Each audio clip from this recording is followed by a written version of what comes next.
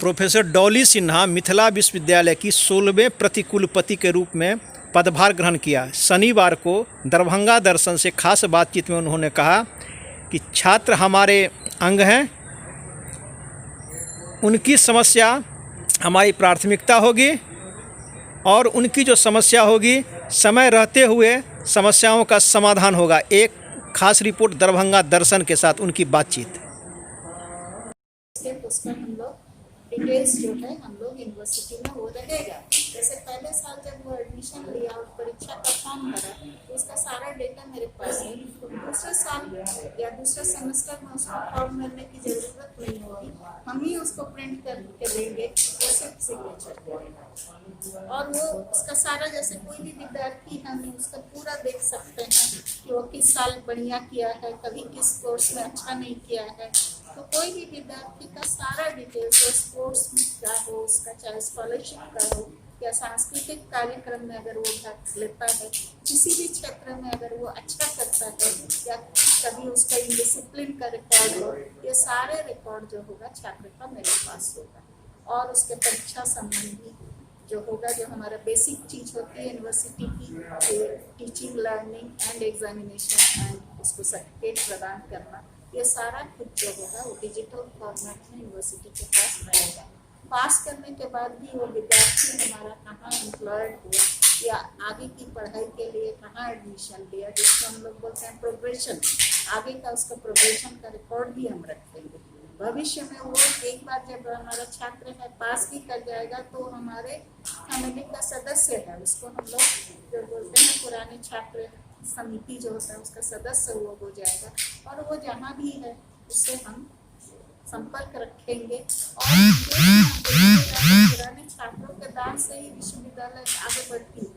हम हमारे बहुत अच्छे छात्र कई ऊंचे पद पे हैं, लेकिन हम लोग उनसे संपर्क नहीं रखते हैं, उन लोग से सहयोग नहीं लेते हैं। सहयोग सिर्फ आप बोलिए तो मनीटरी जो होता है, रकम से सहयोग नहीं होता। कई बार मान लीजिए कि हमारे छात्र IIM में प्रोफेसर है, वो अगर यहाँ आके 2 लेक्चर भी दे देते हैं तो हमारे विद्यार्थी लाभान्वित होंगे। तो इस तरह से हम अपने पुराने छात्रों के साथ सहयोग रखेंगे तो हमारा विश्वविद्यालय भी आगे बढ़ेगी। तो हमारी प्राथमिकता ये है। दूसरी है रिसर्च। रिसर्च के मामले में हमारा विश्वविद्यालय जो है थोड़ा पीछे है, तो हम कोशिश करेंगे कि अपने जो शिक्षकगण हैं उनको मोटिवेट करें, रिसर्च प्रोजेक्ट लावे और रिसर्च के मामले में हम लोग अच्छा काम करें। सोशल साइंस में रिसर्च का बहुत स्कोप है। सामाजिक विज्ञान का जो क्षेत्र है उसमें जो यहाँ इस एरिया में हम बहुत कुछ अच्छा रिसर्च कर सकते हैं, हमारे सांस्कृतिक क्षेत्र में अच्छा काम कर सकते हैं। तो मेरी प्राथमिकता ये सभी होगी जो इसमें हम अच्छा करें, आगे बढ़ाएं अपने विश्वविद्यालय को। और विश्वविद्यालय का NAAC का भी समय पूरा हो रहा है, दोबारा जो होगा वो NAAC का एक्रेडिटेशन कराना है। तो हम चाहेंगे कि हम लोग अच्छा काम करें सब मिलजुल के और हमारे विश्वविद्यालय को आगे NAAC में अच्छा ग्रेडिंग आए और नेशनल इंस्टीट्यूशनल जो रैंकिंग फ्रेमवर्क होता है उसमें भी हमारे यूनिवर्सिटी अभी तक अप्लाई ही नहीं की है, लेकिन आगे हम लोग अपने आप को इतना योग्य बनाए कि हम उसमें अप्लाई कर सकें और हमारी रैंकिंग अच्छी हो। आपने एक दो बात कही कि बहुत अच्छी बात आपने कही है कि छात्रों से मेरा परस्पर संपर्क रहेगा यहाँ से पास आउट होने के बाद भी। लेकिन अभी तक जो मिथिला विश्वविद्यालय का खास करके इसका इतिहास है, हमें जैसा जानकारी है कि आज तक ऐसा नहीं हो पाया, जिस कारण विश्वविद्यालय पूर्ववर्ती छात्रों से लाभ नहीं ले पा रहा है। 1-2 मीटिंग तो जरूर किए उन्होंने, लेकिन उससे उनको कोई फायदा नहीं हुआ। तो आपके कार्यकाल में क्या लगता है कि ये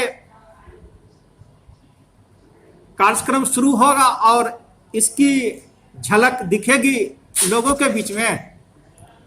मुझे तो विश्वास है कि हम अगर विश्वास के साथ काम करेंगे तो जरूर अच्छा काम करेंगे, क्योंकि हमारे हाथ में 3 साल का समय है। आज हम अगर शुरू करते हैं तो आगे हमारे पास 3 साल समय है, उस 3 साल में हम कुछ अच्छा काम जरूर करेंगे। एक्चुअली होता क्या है कि कार्यकाल के शुरू होने से और कार्यकाल के अंतिम समय तक कुछ दिन यूं ही गुजर जाते हैं, कुछ दिन काम काज में गुजरता है और उसके बाद उनकी विदाई का समय आ जाता है। लेकिन जो एम्बिनेशन लेके आपने कहा वो सफल नहीं हो पाता है, तो फिर कैसे इस पर आपका अंकुश होगा और कम समय में लोगों को के बीच में इसकी जानकारी जा पाएगी? देखिए, मेरा विषय है विज्ञान, हमारा विषय है भौतिकी या फिजिक्स, और हमारा काम होता है प्रॉब्लम्स को सॉल्व करना।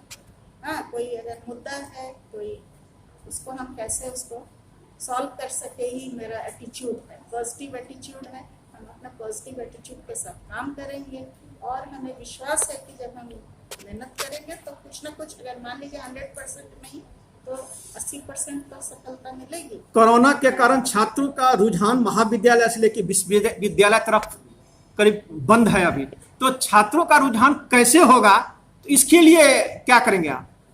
छात्रों का रुझान आप नहीं कह सकते हैं। छात्रों का जो अभी बंद है वो तो हमारा जो निर्देश है, शिक्षा विभाग के निर्देश के कारण है। छात्रों का रुझान कम नहीं हुआ है। आप अगर ऑनलाइन क्लासेस देखें तो हमारे क्लास में जितना अटेंडेंस होता था उससे ज़्यादा है कहीं ऑनलाइन क्लासेस में छात्रों का अटेंडेंस, और छात्र कैंपस में लौटना चाहते हैं। ऐसा नहीं है कि रुझान उनमें कम है। कोशिश देखिए, मोटिवेट करेंगे हम लोग, और क्या होता है, हम लोग बहुत और मोटिवेशन से काम होता है। मैंने देखा है, मैंने पटना विश्वविद्यालय में भी काम किया है, हमेशा हमने देखा है कि अगर मोटिवेट करते हैं, आप सही तरीके से करते हैं तो शिक्षक छात्र सभी मोटिवेटेड होते हैं, और 100% नहीं तो 80% आपको सपोर्ट। एक छोटा सा अंतिम सवाल है कि चूंकि जैसे जानकारी के मुताबिक कि प्रति कुलपति के पास 2-3 विभाग होते हैं, खासकर परीक्षा और 1-2 अन्य विभाग होते हैं, तो परीक्षा विभाग काफी समस्याएं उत्पन्न होती है, तो इस पर आपका क्या नजरिया रहेगा कि छात्र को समस्या ना हो? देखिए, अभी हम भी नए हैं, हमारे कुलपति भी नए हैं। हमारी उनसे एक मुलाकात की और उसमें मैंने 1-2 बातें रखी। मुझे लगा कि कुलपति भी बहुत पॉजिटिव है, और हमने जो कहा कि जो हम लोग टेक्नोलॉजी को थोड़ा सा, हमारे आईटी डिपार्टमेंट अगर नहीं है, आईटी डिपार्टमेंट अगर सही रहे तो बहुत परीक्षा संबंधी कार्य आसान हो जाता है और थोड़ा समय भी कम लगता है इसमें, और उसमें पारदर्शिता भी ज़्यादा आती है। तो हम अपने कुलपति से हम उनके आगे ये रखेंगे कि हम जल्द से जल्द आईटी डिपार्टमेंट को बढ़िया बनाएं और ये सब काम आसानी से कर सकें। हमसे बात करने के लिए आपका बहुत बहुत धन्यवाद। आपको भी बहुत धन्यवाद।